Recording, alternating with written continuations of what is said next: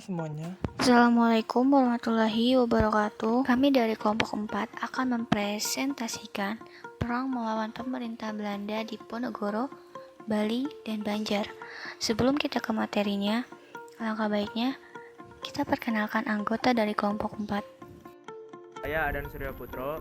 Nama saya Rini Munajat. Nama saya Firda Firnanda. Nama saya Nur Aisyah Kori. Nama saya Rafael Yudhistyorus. Nama saya Siti Maulifah. Nama saya Yunita Muladini. 1. Latar belakang perang di Ponorogo. Kesultanan Yogyakarta pada tahun 1822, setelah wafatnya Sri Sultan Hamengkubuwono IV, dikuasai oleh Residen Yogyakarta Hendrik Smisart yang mencampuri urusan kekuasaan keraton. Sementara itu, Gubernur Jenderal Van der Capellen meminta seluruh tanah sewa dikembalikan kepada pemilik dengan kompensasi tertentu. Hal ini tidak disetujui Pangeran Diponegoro karena akan membawa keraton kepada kebangkrutan atas banyaknya tanah yang dikembalikan. Namun, Smisart berhasil meyakinkan Ratu Ageng dan Patih Danorejo selaku wali raja untuk memuluskan kebijakan tersebut. Keraton terpaksa meminjam uang dari Kapiten Tionghoa untuk membayar kompensasi tersebut. 2. Penyebab terjadinya perang di Ponorogo. Perang di Ponorogo sendiri dapat dikatakan disebabkan oleh menguatnya pengaruh Belanda di dalam keraton. Perang di Ponorogo disebabkan oleh menguatnya pengaruh Belanda di dalam keraton. Banyak di antara penggawa keraton yang memihak Belanda karena mendapatkan keuntungan-keuntungan sendiri. Kronologi perang. Perang Diponegoro atau Perang Jawa adalah pemberontakan yang dilancarkan oleh masyarakat Jawa di bawah pimpinan Pangeran Diponegoro. Perang ini merupakan kekacauan terbesar yang terjadi pada kekuasaan pemerintah kolonial Hindia Belanda. Berlangsung selama 5 tahun, yaitu tahun 1825 sampai 1830. Perang ini membuat kas pemerintah menjadi kosong ditambah kehilangan ribuan serdadu Eropa. Perang ini menewaskan kurang lebih 200.000 orang baik militer maupun sipil, menjadikannya pemberontakan paling berdarah dalam sejarah Hindia Belanda. Insiden. Pangeran Diponegoro memimpin atas pasukannya dengan perang gerilya. Gubernur Jenderal Van der Capellen menjalankan strategi untuk mendirikan benteng di setiap tempat yang ia kuasai, dan juga untuk mempersempit gerakan dari Diponegoro. Karena melemahnya kedudukan Diponegoro sehingga menyebabkan ia menerima tawaran untuk perundingan dengan Belanda di Magelang. Perundingan ini pun gagal dalam mencapai kata sepakat. Karena inilah Pangeran Diponegoro ditangkap dan dipindahkan ke Manado, kemudian dipindahkan lagi ke Makassar. Perang ini berlangsung selama 5 tahun dan membawa dampak yang membuat kekuasaan wilayah Yogyakarta dan Surakarta berkurang dan banyak menguras kas Belanda. 5. Akhir perang di Ponorogo. Perang ini menewaskan kurang lebih 200.000 orang baik militer maupun sipil, menjadikannya pemberontakan paling berdarah dalam sejarah Hindia Belanda. Pangeran Diponegoro yang menyerah pada Maret 1830 ditangkap dan kemudian diasingkan ke Manado, lalu dipindahkan ke Makassar, yang mengakibatkan pasukan-pasukannya tidak lagi memiliki pemimpin dan kehilangan semangat untuk berjuang. Berakhirnya Perang Jawa ini membawa pemimpin-pemimpin di Tanah Jawa kehilangan harapan untuk melawan Belanda. Sejak tahun 1832, seluruh raja dan bupati di Jawa menyatakan ketundukannya kepada Belanda kecuali Bupati Ponorogo, sehingga semakin kukuh kedudukan Belanda di Jawa. Meski begitu, perang ini mampu menewaskan 7.000 serdadu Eropa yang membuat Belanda semakin kesulitan untuk memenangkan Perang Padri kedua di Minangkabau. Setelah perang berakhir, populasi Yogyakarta menyusut separuhnya, sementara keturunan Pangeran Diponegoro diusir dari keraton. Pangeran Diponegoro. Pangeran Diponegoro adalah wali raja bagi Hamengkubuwono V yang masih berusia 2 tahun bersama Ratu Ageng dan Patih Danorejo. Jenderal de Kock. Jenderal de Kock adalah Gubernur Jenderal Hindia Belanda yang berkuasa pada tahun 1825 sampai 1826, bertugas untuk memadamkan api pembero di Ponorogo di Jawa. Hendrik Smisart. Hendrik Smisart adalah Residen Yogyakarta yang ditunjuk oleh Gubernur Jenderal untuk menangani wilayah tersebut. Kiai Mojo. Kiai Mojo adalah sepupu Pangeran Diponegoro yang merupakan seorang ulama. Ia membantu perjuangan Diponegoro. Sentot Alibasa Prawirodirjo. Sentot adalah keponakan dari Hamengkubuwono IV. Ayahnya, Ronggo Prawirodirjo, tewas ketika masa pemerintahan Dendels, sehingga ia mendukung ketika Diponegoro mengobarkan pemberontakan. Bali tahun 1846. Bagian A. Awal mula pertikaian kerajaan-kerajaan Bali dengan Belanda. Bali adalah salah satu pulau di Kepulauan Sunda yang berada di timur Jawa. Jarak bentang pulau ini 105 mil geografis dan berpenduduk 700.000 jiwa. Cornelis de Houtman pernah mendatangi pulau itu dan diterima baik. Namun, dalam perkembangannya, kesepahaman kurang terjalin. Keinginan Belanda untuk menguasai Bali dimulai sejak tahun 1841 dan seluruh raja di Bali dipaksa untuk menandatangani perjanjian yang isinya agar raja di Bali mengakui dan tunduk kepada pemerintah Belanda pada tahun 1841 dan 1843. Sebuah persetujuan diputuskan antara kerajaan setempat dan pemerintah Hindia Belanda. Tetapi penduduk Bali segera menunjukkan permusuhan, khususnya Raja Buleleng berkali-kali melanggar perjanjian. Pemerintah Hindia Belanda mempermasalahkan tradisi tawan karang Bali dan menjadikannya alasan untuk menyerang dan menghukum Bali. Tawan karang adalah tradisi Bali, bahwa kapal beserta isinya yang karam dan terdampar di pesisir Bali adalah hak milik raja setempat. Pemerintah Hindia Belanda menganggap tradisi ini tidak dapat diterima dalam hukum internasional.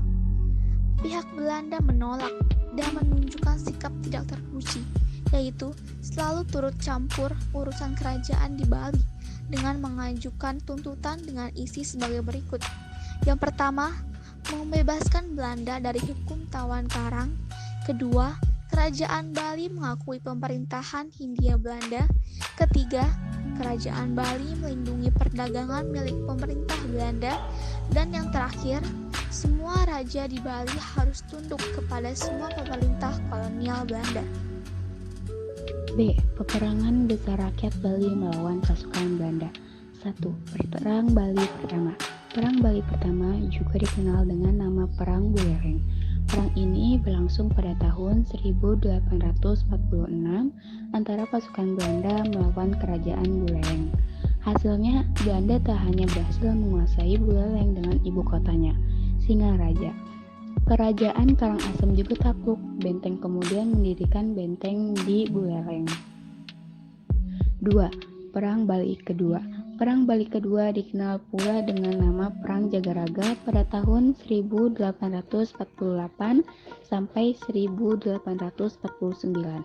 Dalam pertempuran ini, pasukan Belanda melawan pasukan kerajaan Karangasem yang dipimpin Satu Gusti Ketut Jelantik. Dalam pertempuran ini, Belanda mengalami kekalahan. 3. Perang Bali Ketiga. Perang ini dikenal dengan sebutan Perang Kusamba, berlangsung tahun 1849. Dalam pertempuran ini, Belanda berhasil membunuh Raja Buleleng dan Satu Gusti Ketut Jelantik dari Karangasem. Belanda pun berhasil menguasai Jagaraga. 4. Perang Banjar pada tahun 1858. Pertempuran ini melibatkan pasukan Belanda melawan rakyat Bali yang dipimpin oleh Enjoman Gempol. 5. Puputan Badung. Puputan Badung yang terjadi pada tahun 1906 menjadi penaklukan besar yang dilakukan Belanda di Bali bagian selatan. Belanda pun berhasil menguasai wilayah kerajaan Badung. 6. Puputan Klungkung. Terakhir, ada perlawanan dari kerajaan Klungkung yang dipimpin Dewa Agung Jambe. Beliau memimpin sebanyak 200 pengikutnya berperang sampai penghabisan pada tahun 1908 melawan Belanda. C. Pasca Perang. Kerajaan Karangasem dan Buleleng menawarkan penyerahan diri dan para penduduk kembali ke tempat tinggalnya masing-masing. Dengan kerajaan Karangasem dan Buleleng menyerah, disepakatilah perjanjian baru, di mana kewajiban terhadap pemerintah Hindia Belanda diselesaikan dengan cepat. Belanda menyerang wilayah Bali Utara dan memaksa Raja Buleleng untuk menandatangani perjanjian perdamaian, yang isinya antara lain sebagai berikut. Yang pertama, benteng kerajaan Buleleng agak dibongkar. Yang kedua, pasukan Belanda ditempatkan di Buleleng. Yang ketiga, biaya perang harus ditanggung oleh Raja Buleleng. Banjar 1859 sampai 1906. A. Latar belakang Perang Banjar. Konflik dengan Belanda sebenarnya sudah mulai sejak Belanda memperoleh hak monopoli dagang di Kesultanan Banjar. Dengan ikut campurnya Belanda dalam urusan kerajaan, kekalutan makin bertambah. Pada tahun 1785, Pangeran Nata yang menjadi wali putra mahkota mengangkat dirinya menjadi raja dengan gelar Sultan Tahmidullah II pada tahun 1785 sampai 1808, dan ia pun membunuh semua putra almarhum Sultan Muhammad. Pangeran Amir yang satu-satunya pewaris tahta selamat. Ia pun berhasil melarikan diri dan ia mengadakan perlawanan dan didukung oleh pamannya, yaitu Gusti Kasim atau Arung Turawe. Tetapi hal itu pun gagal. Pangeran Amir atau kakek Pangeran Antasari akhirnya tertangkap dan dibuang ke Ceylon yang kini jadi Sri Lanka. B. Sejarah Perang Banjar. Sultan Tahmidullah I yang merupakan Sultan Banjar saat itu mempunyai 3 putra yang dapat menjadi penerus tahta, yakni Pangeran Amir, Pangeran Abdullah, dan Pangeran Rahmat. Kemunculan saudara Sultan Tahmidullah I bernama Pangeran Nata yang mendapat bantuan Belanda berniat untuk merebut tahta kerajaan itu. Lalu Pangeran Nata menghabisi putra Sultan Tahmidullah I, namun Pangeran Amir berhasil menyelamatkan diri dan Pangeran Nata mengangkat dirinya menjadi Sultan Tahmidullah II oleh Belanda. Tidak terima Pangeran Nata menjadi Sultan Banjar, Pangeran Amin yang dibantu oleh Arung Turawe melakukan perlawanan, tapi usaha itu gagal dan Pangeran Amir ditangkap dan dibuang ke Sri Lanka. Sebagai imbalan untuk kemenangan yang didapat oleh Sultan Tahmidullah II atas Pangeran Amir, ia harus menyerahkan daerah Kutai, Bulungan, Ketawaringin, dan Pasir pada Belanda. Setelah Sultan Tahmidullah II mengangkat dan tahtanya digantikan oleh Sultan Sulaiman, namun setelah 2 tahun pemerintahan jatuh ke tangan Sultan Adam. Kini wilayah Kesultanan Banjar hanya tersisa Banjarmasin, Hulu Sungai, dan Martapura karena wilayah lainnya sudah diambil alih oleh Belanda sebab kesepakatan yang dilakukan. Kesepakatan itu disepakati pada tahun 1826 yang cukup membuat rugi pihak Banjar. Isi perjanjian tersebut yaitu 1. Tidak dapat menjalin hubungan diplomasi dengan negara lain selain Belanda. 2. Penyempitan wilayah kekuasaan karena sejumlah wilayah dikuasai dan diawasi oleh Belanda. 3. Jabatan Mangkubumi dipegang oleh tokoh yang disetujui oleh Belanda. 4. Semua pedagang pemburuan seperti Padang Bajingan, Padang Pacakan, Padang Simupuran, Padang Ujung diberikan pada Belanda dan masyarakat tidak diperbolehkan berburu manjangan. Yang kelima, yang terakhir, pajak penjualan intan yang harus diberikan ke Belanda yakni 10% dari harga intan dan harga beli diatur oleh pihak Belanda. Ada satu hal yang menguntungkan Banjar, yakni Belanda melindungi Banjar jika diserbu musuh. Meski terlihat melindungi, justru musuh sebenarnya adalah Belanda. Ketidakseimbangan perjanjian tersebut mengakibatkan pada perebutan kekuasaan yang dilakukan Pangeran Nata dengan bantuan Belanda. Sebagai balas budi, Pangeran Nata membuat perjanjian yang sangat menguntungkan bagi pihak Belanda tetapi merugikan pihak Banjar. Kemudian pada 28 April 1859, Perang Banjar meletus. Pangeran Antasari memimpin Kesultanan Banjar dengan bantuan Pangeran Hidayatullah, Pangeran Amrullah, Demang Lehman, Tumenggung Antaluddin, Haji Buyasin, dan lain sebagainya. Mereka menyerbu tambang Nassau Orange dan benteng Pangaron milik Belanda. Melihat hal yang terjadi, pihak Belanda melakukan intervensi dan mengutus Kolonel Augustus Johannes Andersen dan Letnan Kolonel J.M. Versbeek untuk memimpin komando militer. Pangeran Hidayatullah yang berpihak pada rakyat semakin terlihat jelas, dan ia menolak menyerah pada pihak Belanda. Akhirnya, Kesultanan Banjar dihapuskan oleh Belanda pada Juni 1860 dan menugaskan seorang petinggi Belanda mengambil alih Kesultanan Banjar. Perang yang terjadi semakin meluas ketika kepala daerah dan ulama bergabung dengan pemberontakan. Namun pemberontakan tersebut mudah digagalkan karena persenjataan pihak Banjar kurang canggih dan memadai dibandingkan pihak Belanda. Pada tahun 1861, Pangeran Hidayatullah menyerah diri, lalu ia diasingkan ke Cianjur. Hal tersebut mengakibatkan Pangeran Antasari menjadi pemimpin pemberontakan dan keturunan Kesultanan Banjar yang satu-satunya masih ingin mengalahkan Belanda. Kedudukannya diperkuat menjadi pemimpin tertinggi ketika Pangeran Antasari menyatakan semboyan yang berbunyi, "Hidup untuk Allah dan mati untuk Allah." Kemudian, ia diberi gelar Panembahan Amiruddin Khalifatul Mukminin oleh rakyat, alim ulama, dan pejuang.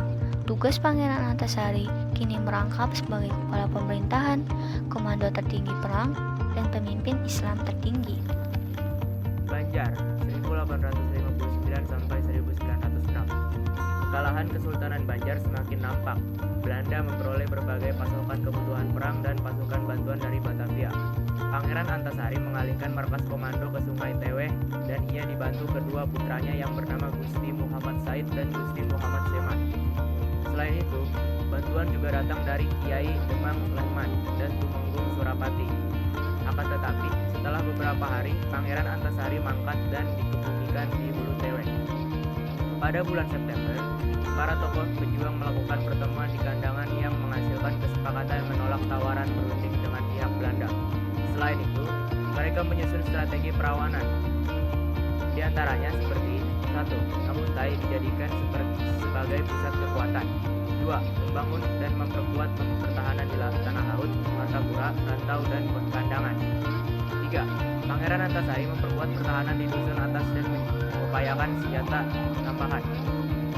Tokoh yang hadir dalam pertemuan tersebut bersumpah untuk mengusir Belanda dari Banjar tanpa negosiasi hingga titik darah penghabisan. Haram menyerah wajah sampai kaputing. C. Akhir Perang Banjar. Semakin melemahnya kekuatan pasukan Banjar, tidak seimbangnya persenjataan dan banyaknya pemimpin perlawanan yang wafat seperti Pangeran Antasari, Tumenggung Jalil, Pangeran Hidayatullah, dan juga Sultan Kuning. Perlawanan yang masih bertahan ada di daerah Tabalong dengan pimpinan Penghulu Rashid dan Haji Bador. Mereka mendirikan benteng-benteng pertahanan di Sungai Hanyar dan Pasar Arba. Penghulu Rashid dianggap cukup membahayakan bagi Belanda, lalu mereka membuat pengumuman yang intinya barang siapa yang dapat membawa kepala Penghulu Rashid akan diberi uang sebanyak F1000. Akhirnya, Penghulu Rashid tewas pada tahun 1865 karena pengkhianatan kawan. Setelah Penghulu Rashid wafat, tak ada lagi perang di daerah Banjar dan Hulu Sungai. Namun masih berlangsung secara sporadis di daerah Barito di bawah pemimpinan Pangeran Perbatasari, Haji Bitahir, Pangeran Muhammad Seman, Tumenggung Gamar, Panglima Wangkang, dan lainnya. Pada tahun 1905, Pangeran Muhammad Seman yang merupakan putra Pangeran Antasari tewas tertembak marsose Belanda dan hanya ada perlawanan kecil dari rakyat Banjar. Belanda menganggap bahwa peperangan ini telah berakhir. Sekian video presentasi dari kelompok 4. Semoga video ini bermanfaat untuk kita semua. Kurang lebihnya mohon maaf. Wassalamualaikum warahmatullahi wabarakatuh.